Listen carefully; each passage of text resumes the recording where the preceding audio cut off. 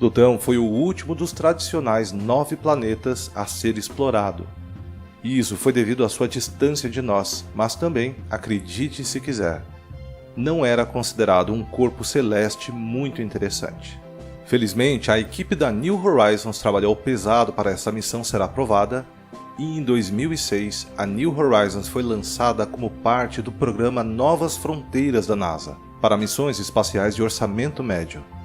O objetivo da missão era chegar a Plutão o mais rápido possível, e para isso a New Horizons foi o lançamento mais rápido de todos os tempos, consistindo em um veículo espacial superleve, montado em um dos foguetes espaciais mais poderosos de todos os tempos, o Atlas V. Ultrapassou a Lua em apenas 9 horas.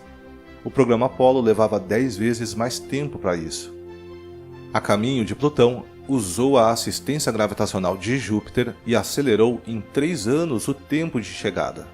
Também usou Júpiter como uma rodada de testes para seus sistemas, capturando imagens e vídeos incríveis do planeta e suas luas. Após esse teste bem sucedido, a New Horizons entrou em um modo de hibernação para evitar o desgaste de seus instrumentos.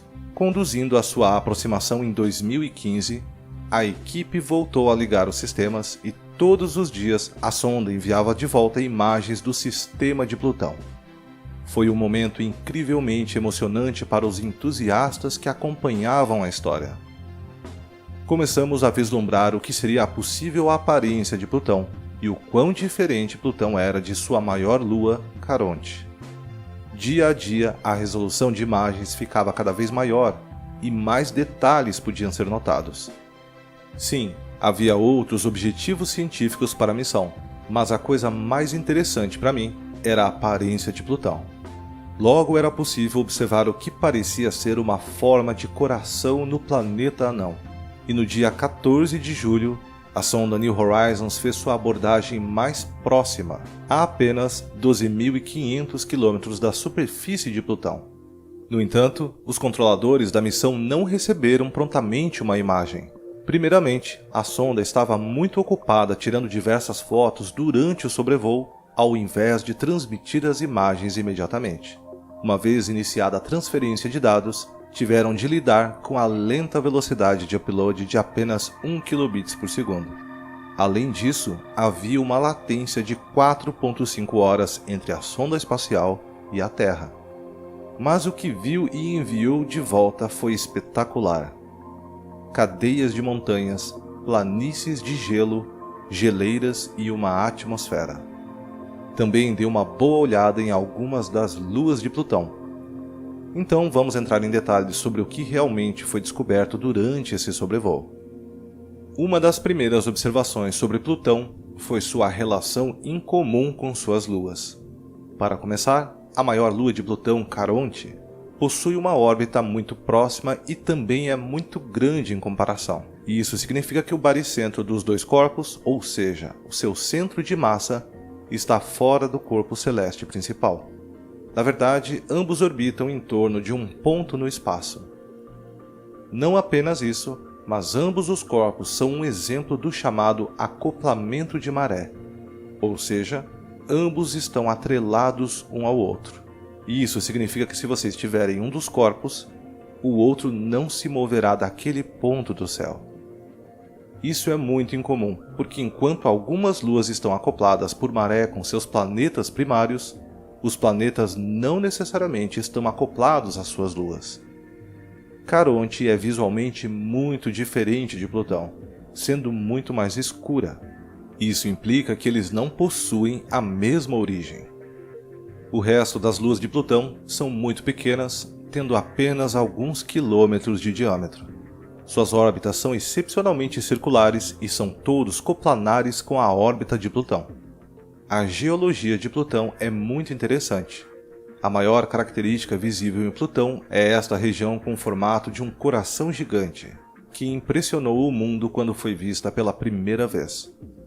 Desde então, foi nomeada de Planície Sputnik. É do tamanho do estado americano Texas e tem um forte contraste de cores com a área circundante. Isso porque é uma planície de gelo gigante. De fato, durante o sobrevoo, foi confirmado que 98% da superfície de Plutão é composta por nitrogênio congelado. Em média, a temperatura na superfície de Plutão é de 229 graus Celsius negativos, o que significa que o gelo de água seria rígido e quebradiço. Por outro lado, o nitrogênio congelado nessa temperatura age como água congelada na Terra, o que significa que pode fluir como geleiras. O fenômeno pode ser observado na borda da planície, geleiras fluindo para as lacunas ao redor das crateras e cadeias de montanhas. As próprias planícies de gelo gigantes têm formato poligonal em todo o seu diâmetro. Também não existem crateras, o que significa que deve ser uma característica relativamente nova ou que está em constante renovação. Talvez tenha apenas 10 milhões de anos. As células poligonais mostram sulcos provavelmente causados por sublimação, o processo em que o gelo se transforma diretamente em gás. Embora não se saiba ao certo, a planície Sputnik poderia ter se formado a partir de um impacto, e as crateras supostamente preenchidas de gelo por um potencial oceano líquido subterrâneo. Esta bacia cheia realmente causa uma anomalia gravitacional positiva. Uma anomalia gravitacional é onde a gravidade em um ponto é diferente de outros lugares no corpo celeste. A planície de gelo está diretamente oposta à Lua Caronte, que a alinharia com o eixo das marés. Devido à curta distância entre Plutão e Caronte, os efeitos das marés são muito fortes em ambos os corpos. Esta pode ser a razão pela qual Plutão está acoplada por marés a Caronte e os dois corpos não podem desviar-se um do outro.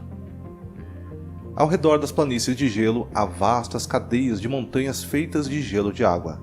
Quando vistas de lado, parecem espetaculares. Água congelada é o único tipo de gelo detectado em Plutão que seria forte o suficiente para suportar alturas de vários quilômetros a essa temperatura. Entre as montanhas encontradas em Plutão, algumas talvez sejam criovulcões. Um dos candidatos mais prováveis é a montanha Wright Mons. Tem 4 quilômetros de altura, é um dos picos mais altos em Plutão, com uma grande depressão encontrada em seu centro. Os criovulcões podem ser um fator preponderante para explicar a superfície jovem de Plutão. Outra característica de Plutão é o escuro material que parece ter sido borrifado na superfície em algumas regiões. A maior região borrifada é chamada de Kefulu Macula. Possui uma estranha semelhança ao formato de uma baleia, como pode ser visto nessa imagem. Acredita-se que a cor escura é um depósito de tolinas, um tipo de alcatrão composto de hidrocarbonetos que interagem com a luz solar. Depósitos semelhantes podem ser vistos em Jápeto, uma das luas de Saturno. Então o processo foi visto em outras partes do sistema solar. Esta região de Plutão tem muito mais crateras que a planície Sputnik, o que significa que a superfície ali pode ser muito mais antiga. Cadeias de montanhas podem ser vistas no meio de Kefulu Macula, cobertas com o que se acredita ser metano congelado. Aparentemente, o metano condensa como geada em grandes altitudes em Plutão. A última característica de superfície que mencionarei aqui é esta região chamada Tartarus Dorsa. É um conjunto extenso e altamente distinto de montanhas com 500 metros de altura e se assemelham à pele de cobra ou casca de árvore. Acredita-se se tratar de penitentes. Se isso for verdade, Plutão é o único lugar em nosso sistema solar, além da Terra, onde eles foram observados. Mesmo na Terra, eles são muito raros, mas alguns podem ser encontrados no deserto do Atacama e outras regiões secas e de grande altitude. Os penitentes de Plutão são muito mais altos e cobrem uma área muito mais vasta do que na Terra. Só podemos imaginar como eles se parecem de perto. Agora, para mim, a descoberta mais impressionante que a New Horizons foi capaz de confirmar é de que Plutão possui uma atmosfera. E não apenas isso, mas as imagens são incríveis. Devido ao pequeno tamanho e gravidade fraca, a atmosfera parece se estender bem acima da superfície de Plutão. A atmosfera da Terra, sendo muito mais massiva e densa em comparação a Plutão, envolve firmemente o planeta, já que a gravidade é muito mais forte. Entretanto, a pressão atmosférica em Plutão é excepcionalmente baixa, aproximadamente 10 microbares, ou de 100 mil a 1 milhão de vezes mais fraca que a pressão atmosférica da Terra.